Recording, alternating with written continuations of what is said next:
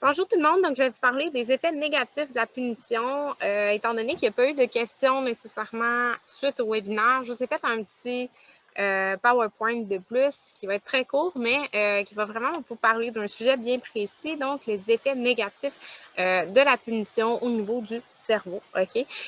Autant chez le chien que chez l'enfant. Si vous vous souvenez, je vous parlais un petit peu des similitudes au niveau de comment le cerveau fonctionne quand il est stressé, donc il embarque dans ses mécanismes de défense. Bien, à ce moment-là, on comprend que autant pour le chien que pour l'enfant, il y a vraiment beaucoup de ressemblances au niveau de ce qui se passe quand le chien ou l'enfant vivent des événements qui sont stressants.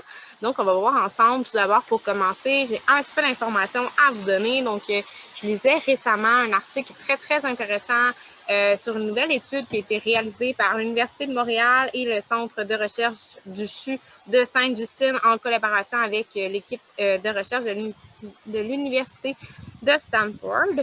Et dans le fond, cette étude-là a été réalisée dans le but d'étudier les effets des méthodes coercitives qui ne sont pas en maltraitance grave, bien entendu, là, chez les enfants. Donc, ce qu'ils ont fait, c'est qu'ils ont sélectionné deux groupes.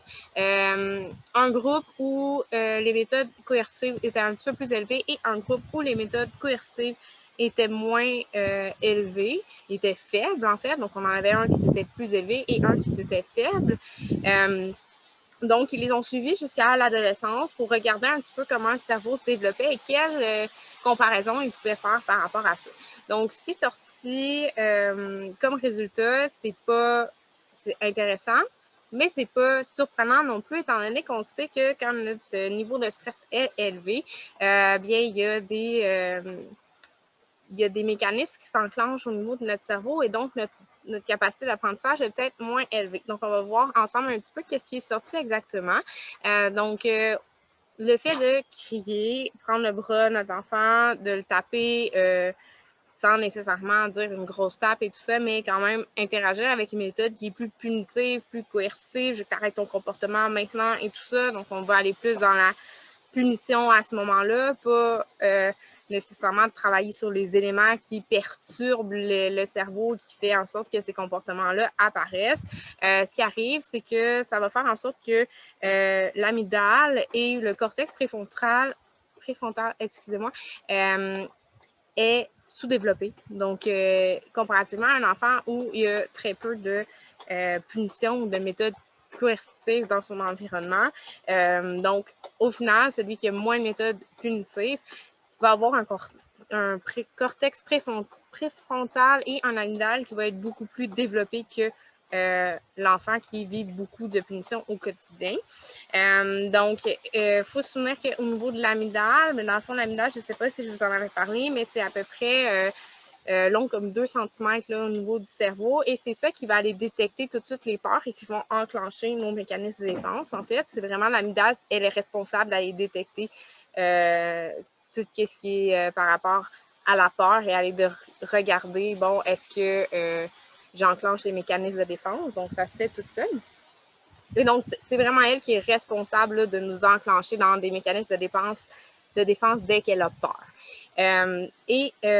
En fait, c'est ça. Donc, tandis que le cortex préfrontal, lui, son travail à long terme, c'est de nous aider, nous les humains, à apprendre des circonstances qu'on est emmené à vivre et de pouvoir mieux intervenir dans le futur. Donc, de vraiment développer notre zone de réflexion. Okay? Vous vous souvenez, si nos mécanismes de défense sont enclenchés, eh bien, l'enfant n'a pas accès à son cortex préfrontal, son cortex frontal, et donc ne peut pas apprendre de cette situation-là quand le niveau de stress est trop élevé. Donc, ça fait en sorte que le taux d'anxiété est beaucoup plus élevé et que l'amygdale, qui détecte les peurs et qui enclenche les mécanismes de défense, elle a vraiment de la difficulté à revenir à son niveau normal, même qu'ils ont tendance à dire qu'elle ne revient pas jamais à son niveau de base qui est normal. Donc, elle reste toujours un petit peu enclenchée, donc un petit peu toujours dans ses mécanismes de défense. Donc, ici, les punitions coercitives chez l'enfant et le chien, mais je veux juste vous rappeler les quelques points que ça fait si j'utilise des méthodes qui sont plus coercitives. Mais numéro 1, c'est que ça va, c'est toujours une petite roue qui tourne, vous allez voir, je vais vous l'expliquer. Numéro 1, ça augmente le niveau de stress chez l'enfant ou chez le chien. OK? On se souvient, c'est un petit peu le même principe. Et ça va faire en sorte que l'animal ou l'enfant va tomber dans ses mécanismes de défense et donc il va avoir des comportements qui sont dérangeants par le fait même. Donc, si je parle pour un chien, mais je peux avoir un chien qui se rigidifie, qui grogne, qui essaie de me mordre, qui essaie de s'enfuir. J'essaie de l'attraper, ça ne fonctionne pas, il continue à s'enfuir. Donc, imaginez tous les comportements que vous n'aimez pas, que vos chiens produisent ou que vos enfants vont produire pour l'enfant, plutôt que, comme le chien, grogner, essayer de montrer les dents, de mordre et tout ça. Pour l'enfant, quand il va tomber plus dans la fuite, on va dire, plutôt que de partir à courant puis à essayer de s'en aller, à ce moment-là, il va plus aller dans les mensonges, dans les « je fuis la situation, je fuis », donc, vous voyez, et plutôt que d'essayer de mordre pour l'enfant, il va être plus en opposition, tout le temps sur la défensive, donc tous les comportements qui viennent nous irriter, c'est pas mal le mécanisme de défense qui est enclenché. Donc, ce que ça fait, c'est que si le mécanisme de défense est enclenché, tout dépendant du niveau de stress qui est associé, on va se le dire, ça fait en sorte qu'il y a une diminution quand même au niveau de l'apprentissage. OK? Donc, s'il y a une diminution au niveau de l'apprentissage, ça augmente notre propre frustration parce que on n'est pas capable de dire, voyons, mais comment ça se fait que c'est si difficile que ça, comprendre ce que je t'ai demandé là, maintenant? Mais c'est qu'au final, s'il n'y a pas d'apprentissage, ça augmente notre frustration parce que il y a une diminution du comportement qui est souhaité. Donc, c'est qu'au final, si on décortique tout ça, cette espèce de cercle vicieux-là, augmentation du niveau de stress, mécanisme de défense, après ça, diminution de l'apprentissage, augmentation de notre frustration, puis là, c'est une roue qui tourne. On recommence, on recommence, on recommence. Donc, au final, c'est quoi? C'est qu'une mauvaise compréhension de qu'est-ce qu'on veut réellement comme comportement, quelles sont nos attentes par rapport à la situation précise. Donc, un coup qu'on est capable de comprendre c'est quoi nos attentes par rapport à ce que je vis qui est désagréable, que j'aime pas quand mon enfant fait ça ou quand mon chien fait ça, si je prends un petit 2 secondes et je me dis, OK, mon attente quand je rentre dans la maison, c'est que mon chien arrête de sauter sur ma visite, je vais lui montrer à aller sur son tapis et à rester là. Vous comprenez?